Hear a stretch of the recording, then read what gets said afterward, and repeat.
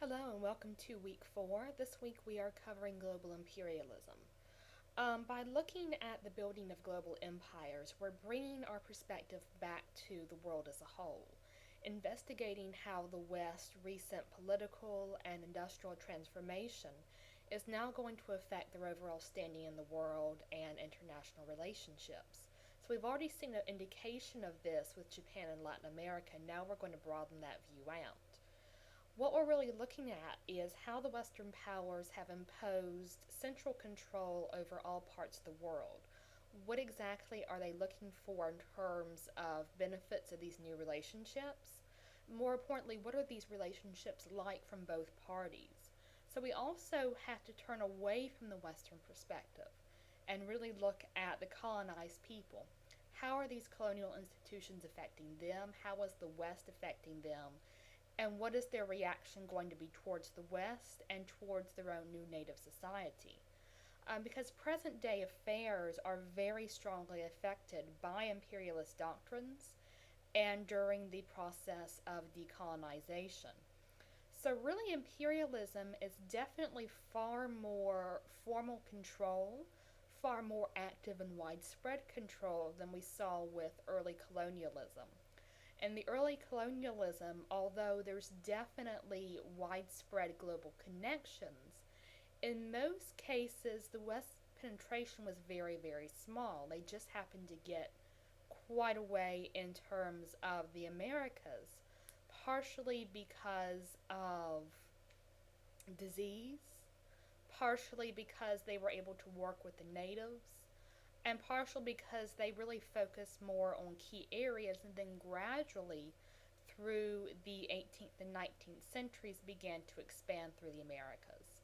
So now we're going back sort of at the very beginning. We saw those massive societies, those complex societies in China, in the Islamic empires, those multitude of societies in Africa. And we're looking to see how now the West has the ability to really capitalize on those relationships and now begin to dominate those relationships. So, the methods and motivations for imperialism. The difference from modern imperialism is that emphasis again on control of one area for the benefit of the home country. So, really, this modern imperialism is focused not so much on individual settlement like we saw in the Americas, but really investment, governance, anything that's eventually going to turn around and benefit Britain or France or the United States, etc. Formal imperialism, there's a difference between formal imperialism and informal imperialism, and they get to be used depending on the certain circumstances that a Western country is looking at. Formal imperialism is generally quite expensive and difficult to maintain because it means you're going to have a colonial army, you're going to have administration there, you're going to have to be working much more with the natives. So it's really a major investment for a country, and of course, the country, the government, anyone who has interest in a formal empire, they have to really make that justification to the public. Informal imperialism is going to deliver a lot of the benefits of imperialism, but with less political or military control. And generally, informal imperialism you use when you're dealing with an opponent, another society, which is probably going to be just too much of an investment to try and take over. It's too large, it's too complex. Formal imperialism tends to be used in more disparate societies. So you see it in India, you see it in within Africa because they're a little bit more raw. It's a little bit easier for the West to try and gain control in those areas. Despite the fact that the Islamic empires, that China is in a steady decline, despite the fact that Latin America is politically probably not the most stable it could be, there's really not much success against trying to use formal imperialism in those areas. So, informal imperialism, certain trade relationships, certain investments, certain political relationships, that's a lot easier to implement. So, what's motivating Western imperialism? Industrialization is definitely a mainstay. Despite the periods of benefit that the West has seen, many of these Western countries are going to go through moments of recession and eventually depression, like for the United States during the 1890s, because this emphasis on producing goods, producing goods, producing goods, and for the United States, this emphasis on continual westward expansion, eventually they're going to go beyond the point where the supply of goods and products is now going to be far outstretching the demand. So their own home market can't buy enough. So there's a dual relationship. There's a need for new markets to sell goods to. And there's also, as industry changes, a realization that new raw materials can only be supplied by them as machinery changes. So, for example, as machinery becomes far more complex, you're going to need rubber, you're going to need oil for lubricant. Gases are going to be introduced for the process as well, and those are all going to be found, and also minerals like tin. Those are all going to be found in the Middle East, in Africa, in Latin America. And then there's also going to be a need for food. Agricultural imports are going to be a mainstay for a lot of imperialism because as Europe turns more towards industrialization, there's going to be a massive decline in agriculture.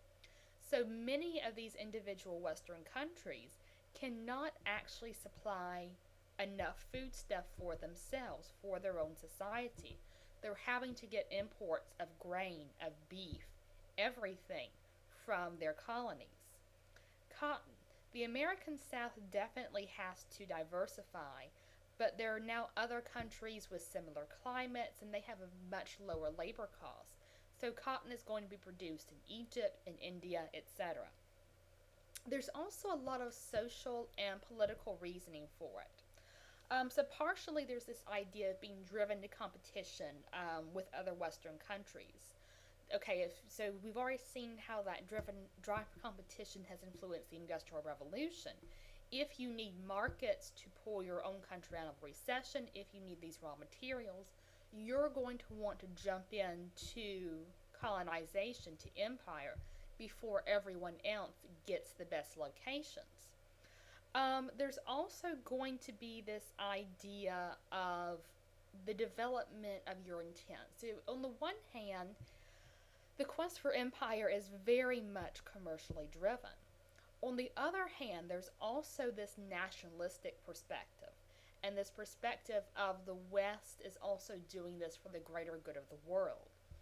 Part of this can definitely be tied to, particularly in Africa, with the end of the slave trade. Now, although England is going to abolish the slave trade and abolish slavery in their colonies in the 1840s and 30s, this doesn't necessarily mean that all the colonists are going to agree to this. And so the idea of having empires or having direct intervention in Africa, sending missionaries there to Christianize, to educate the native Africans, it's done with the idea that we are doing this to improve their way of life, to stamp out the slave trade. So they're trying to sort of shove those commercial reasons underneath the rug and trying to present it more as humanitarian aid and for the good of the nation. And when you use religion and culture this way, as being effective as spreading Christianity or Western social norms, so it's very much echoing those ideas that we saw with the United States and the American Indians. So it's a way of sort of cultivating that national pride for the West, that we're not just doing this for our own economy, we're also doing this because we are so great, because we need to spread our influence and help out these lesser nations. Race is going to play a major role in this, and this is what's called scientific racism, or racism as justification. When you are emphasizing race in this instance, you are very much stripping humanity from the people that you are exploiting.